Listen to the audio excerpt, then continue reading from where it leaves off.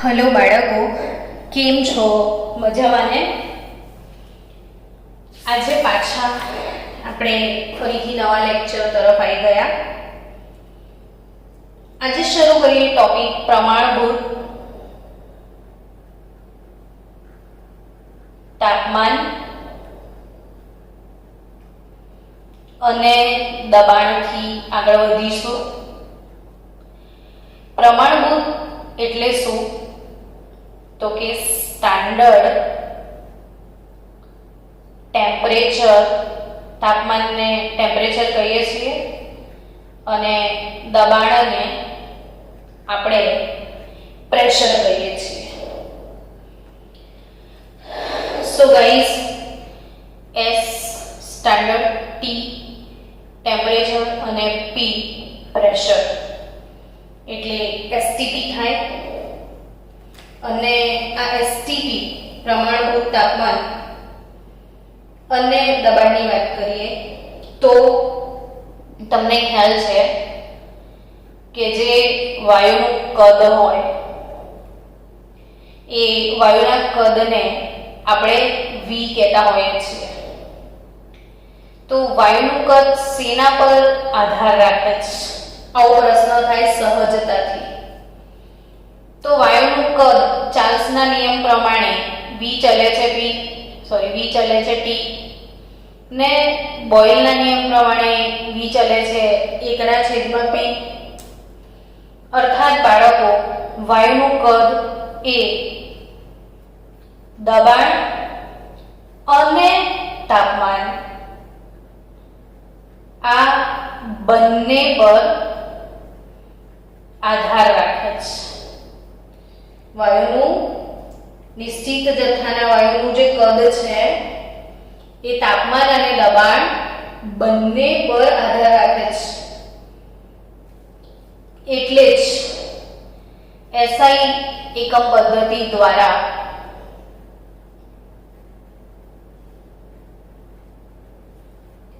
તાપમાન અને દબાણના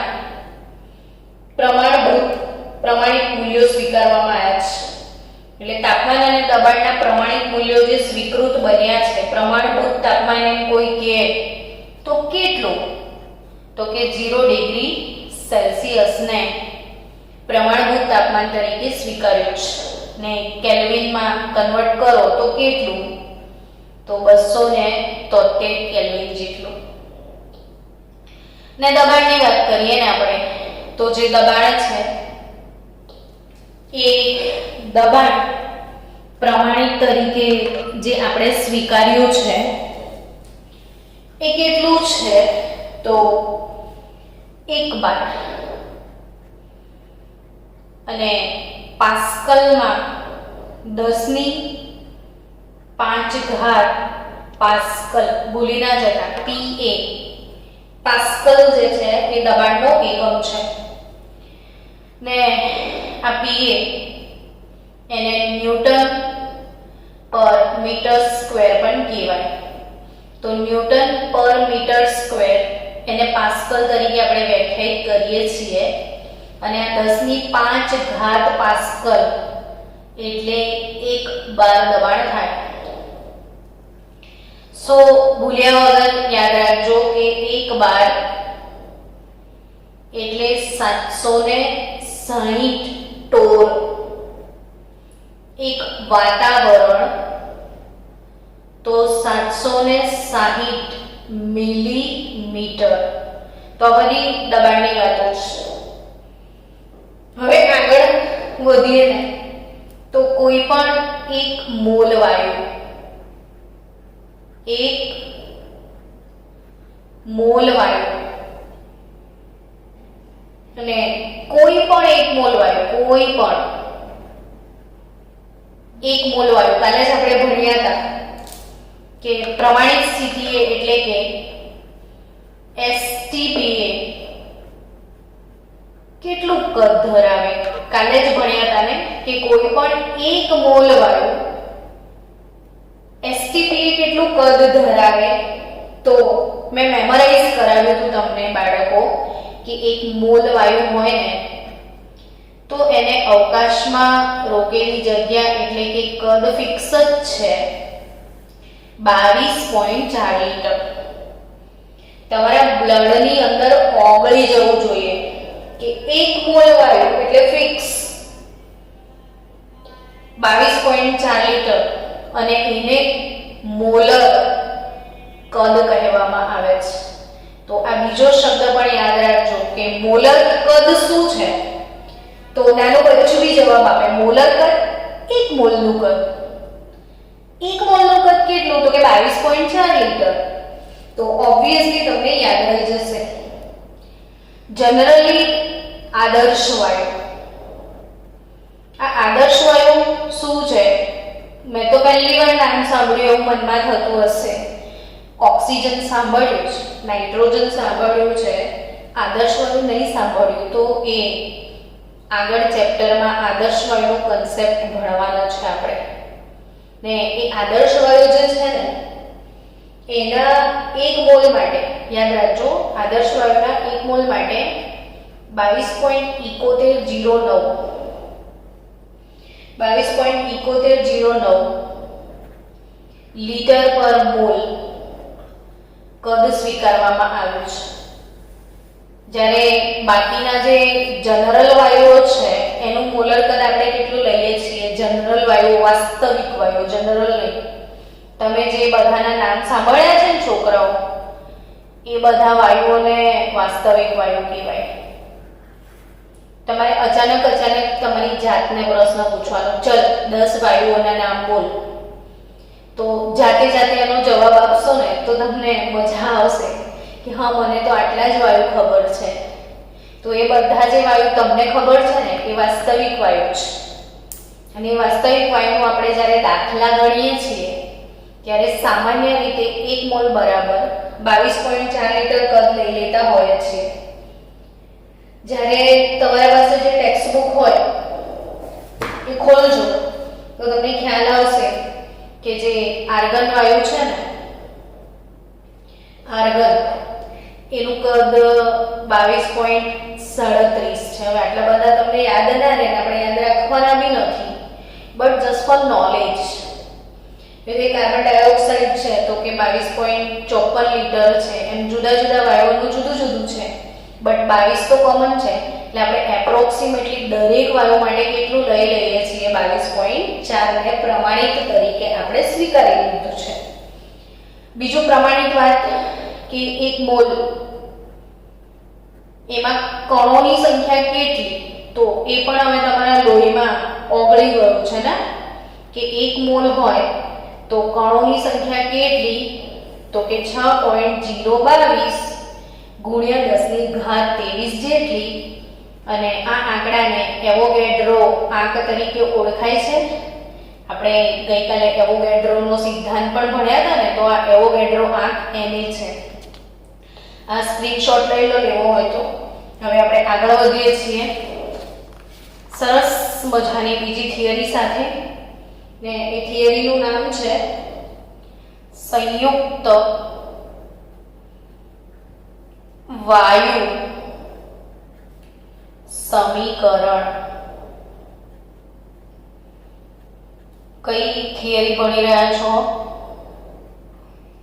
સંયુક્ત વાયુ સમીકરણ.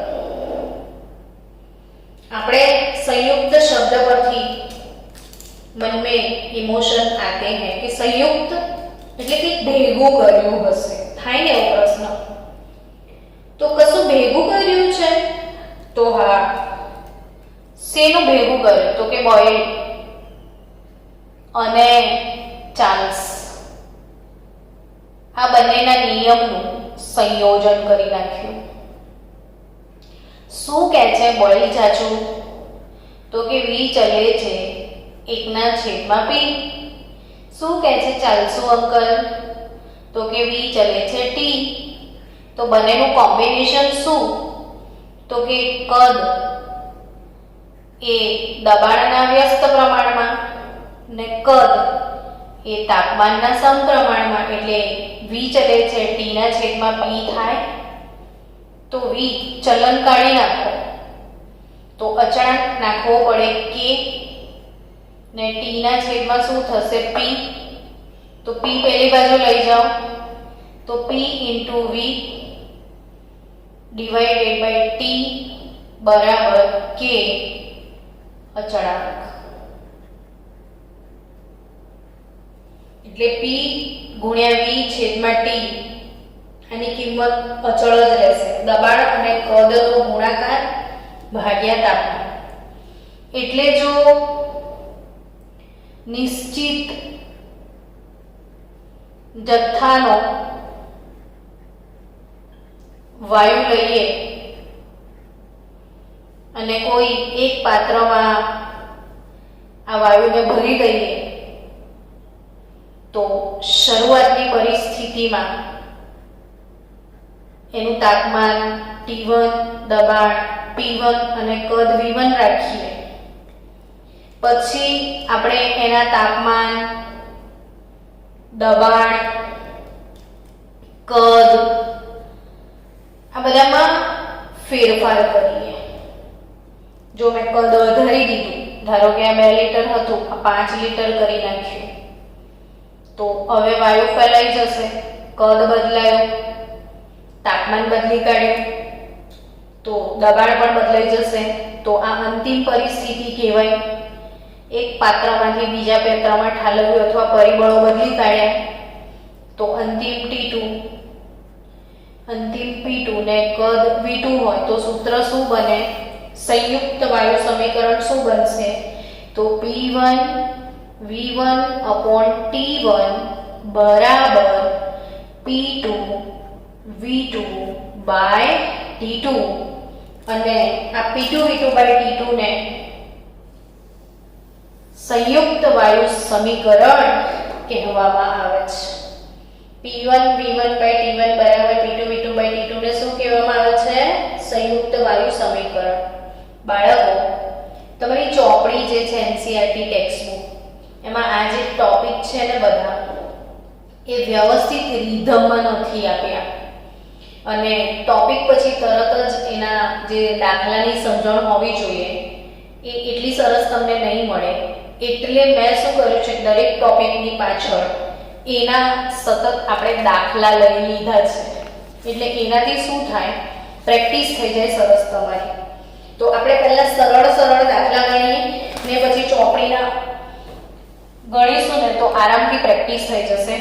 ચલો, હેડિંગ મારી દો, સંયુક્ત વાયુ સમીકરણ આધારિત દાખલા. શું હેડિંગ મારશો? સંયુક્ત વાયુ સમીકરણ આધારિત દાખલા. ને એમાં દાખલો નંબર 1, 27 ડિગ્રી સેલ્સિયસ તાપમાને, મારા સાથે લખતા જજો, 2 લીટર કદના બંધ પાત્રમાં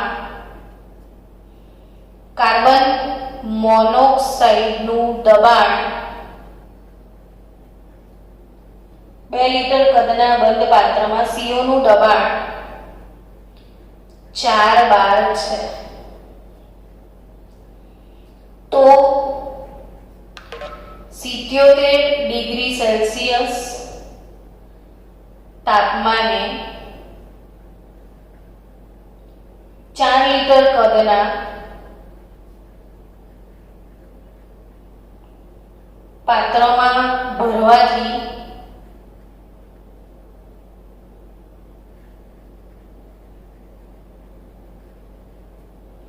તેનું દબાણ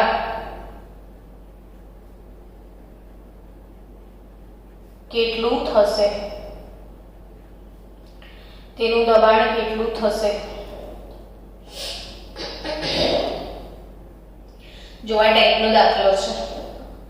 હવે ગમે ત્યારે દાખલો આવે ને તો અડધા બાળકોને કેવી આદત હોય કે માનસિક એવું પૂર્વગ્રહ, દાખલો તો મને ના જ આવડે, હે ને? મેન્ટલી એવું હોય બાળકોને કે મને દાખલો નહીં આવડે એટલે તકલીફ પડે. તો ખરેખર બાળકો જે દાખલો હોય ને એને 2-5 વાર શાંતિથી વાંચીને સમજવાનો. શું કહું છું કે કંઈ પણ દાખલો ધીરે ધીરે વાંચો, સમજો, તો બને જ ને એવું કદી બી કે તમને દાખલો ના આવડે. હવે જો 27 ડિગ્રી સેલ્સિયસ તાપમાન એટલે મનમાં એમ થયું કે આટલું તાપમાન હતું. 2 લિટર કદનું એક પાત્ર હતું. આ વસ્તુ તો આવી થઈ કે 2 લિટર કદનું એક પાત્ર હતું. આ જે પાત્ર છે એનું કદ 2 લિટર છે. એમાં CO ગેસ ભર્યો છે કેવું કે છે. ગેસનું દબાણ 4 બાર છે. તાપમાન 27 ડિગ્રી સેલ્સિયસ છે. હવે એને પરિસ્થિતિને બદલી નાખી. તાપમાન ચેન્જ કરી નાખ્યું. આ પાત્ર 2 ને બદલે 4 લિટર કરી નાખ્યું. તો હવે એનું દબાણ કેટલું હશે? તો આ રીતે દાખલો ગણાય કે શરૂઆતની સ્થિતિ અને અંતિમ સ્થિતિ. શરૂઆત અને અંતિમ સ્થિતિ વચ્ચે તફાવત શું છે એ જુઓ કે શરૂઆતની સ્થિતિ તાપમાન T1, કદ V1 અને દબાણ જે છે એ P1. 27 ડિગ્રી સેલ્સિયસ છે. ડિગ્રી સેલ્સિયસ આપણે ના ચાલે. 273 ઉમેરો તો 300 કેલ્વિન તાપમાન થઈ જશે. V1 કદ એટલે 2 લિટરનું કદ છે. દબાણ P1 4 બાર છે. એ જ રીતે કદ T2 એટલે 77 ડિગ્રી સેલ્સિયસ વત્તા 273 કરી દો તો 450 કેલ્વિન. કદ V2 બરાબર 4 લિટર ને દબાણ P2 બરાબર 4 બાર. હવે શું કરીશું તો કે P1 V1 upon T1 બરાબર P2 V2 by T2. તો P1 V1 upon T1 બરાબર P2 V2 upon T2. તો આ સૂત્ર અપ્લાય કરવાનું. તમારે શું શોધવાનું છે તો કે દબાણ જે છે એ 4 બાર છે. દબાણ કેટલું થશે? સોરી, આપણે દબાણ P2 શોધવાનું છે અહીંયા. તો દબાણ P2 કેવી રીતે શોધીશું તો કે P2 બરાબર શું તો કે આ અહીંયા જે છે એને આ બાજુ મોકલી દો. P1 V1 T2 આમ જતો રહેશે. T1 આ P2 જોઈએ છે ને આપણે ખાલી, તો V2 આ બાજુ જશે તો V2 T1 થશે. તો આ આમ જતું રહેશે ને આ આમ જતું રહેશે. હવે બધાની કિંમત મૂકી દો. P1 4 બાર છે. V1 2 લિટર છે. તાપમાન T2 450 કેલ્વિન છે. V2 કદ ફરીથી 4 લિટર છે ને T1 તાપમાન 300 કેલ્વિન છે. તો 77 પ્લસ 273 આઈ થિંક 450 નહીં 350 થશે. સોરી હા, સો 350 થશે એટલે 4 કટ થઈ ગયું. 700 ભાગ્યા 300 એટલે 7/3. તો અકોર્ડિંગ ટુ ધેટ 2.33 બાર દબાણ થશે. તો ફરીથી સમજો. T1 300 કેલ્વિન, T2 77 વત્તા 273 કરો તો 350 કેલ્વિન. મેં ભૂલમાં 450 લખી નાખ્યું હતું. V1 કદ 2 લિટર છે. ફરીથી પાત્રનું કદ 4 લિટર થઈ જાય છે. એ વખતે દબાણ 4 બાર હતું અને 4 લિટરમાં ભર્યા પછીનું દબાણ કેટલું એ આપણે શોધવાનું છે. સો P1 V1 upon T1 બરાબર P2 V2 upon T2. સો P2 તમને કેટલું મળશે? 2.33 બાર. ચલો બચ્ચાઓ હવે આગળ વધીએ ધીરે ધીરે. બીજો એક એના જેવો સરસ મજાનો દાખલો ગણીએ. 400 કેલ્વિન તાપમાને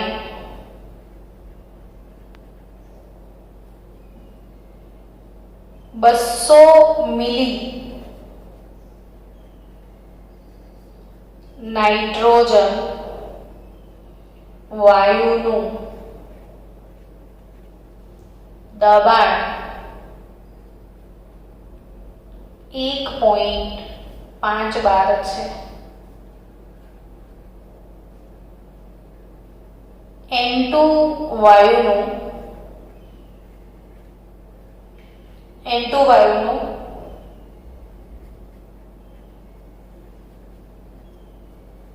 STPA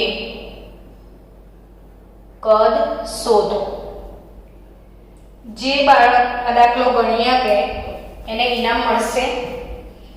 5 મિનિટ આપી બાળકો તમે જાતે. મને એવું હતું કે તમે આન્સર લઈ જ આવશો, ના ચાલે આવો. 400 કેલ્વિન તાપમાન એટલે T1 400 કેલ્વિન થાય. 200 મિલી નાઇટ્રોજન વાયુ એટલે કદ V1 200 મિલી થાય ને દબાણ P1 1.5 બાર. આ પરિસ્થિતિ નંબર 1. બીજી પરિસ્થિતિ STPA આપી છે તમને. બીજી પરિસ્થિતિ કઈ આપી છે તમને? STPA. હવે STPA શું થાય તો કે તાપમાન T2 કદ V2 ને દબાણ P2. નાઇટ્રોજન વાયુનું STPA કદ શોધો એટલે તમારે કદ શોધવાનું છે V2. દબાણ P2 STPA પ્રમાણિત તાપમાન અને દબાણ, તો પ્રમાણિત દબાણ P2 1 બાર કહેવાય. અહીંયા બાર આપે છે તો બારમાં લખવાનું. અહીં મિલીમીટરમાં આપે તો મિલીમીટરમાં, ટોરમાં આપે તો ટોરમાં, પાસ્કલમાં આપે તો પાસ્કલમાં. T2 તાપમાન પ્રમાણિત તાપમાન 273 કેલ્વિન. હવે સંયુક્ત વાયુ સમીકરણ અનુસાર P1 V1/T1 is equal to P2 V2/T2. So बच्चे P1 V1/T1 બરાબર P2 V2/T2. તો તમારે શું શોધવાનું છે? અહીંયા V2 તો P1 V1 T2 અહીંયા મોકલી દો ને T1 P2 બસ બધાની કિંમત મૂકી દો. પ્રેશર P1 1.5 બાર, વોલ્યુમ V1 200 મિલી, તાપમાન T2 273, T1 400 કેલ્વિન અને પ્રેશર P2 1 બાર. તો આના બરાબર જે તમારો જવાબ આવશે એ 204.75 ml આવશે. કેટલો જવાબ આવશે? 204.75 ml. ચલો વિદ્યાર્થી મિત્રો, હવે આપણે નવી એક થિયરી તરફ જઈએ છીએ. આજે છે ને છોકરાઓ, હું તમને પ્રેક્ટિસ માટે દાખલા મોકલીશ. બોયલ, ચાર્લ્સ, ગેલ્યુસે, એવોગેડ્રો અને આજે ચાલ્યું છે સંયુક્ત વાયુ સમીકરણ એના ભેગા નવી જે થિયરી છે એ આના પછી શીખવા જઈ રહ્યા છીએ આપણે આદર્શ વાયુ સમીકરણ.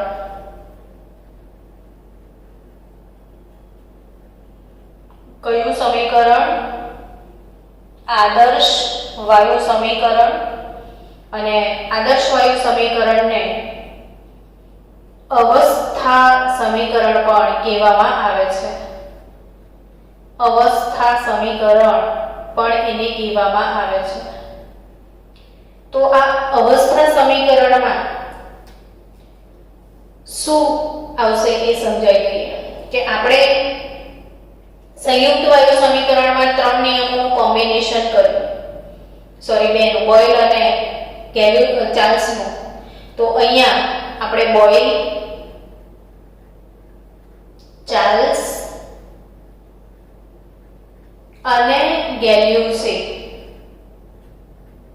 આ ત્રણનું કોમ્બિનેશન કરવાનું છે.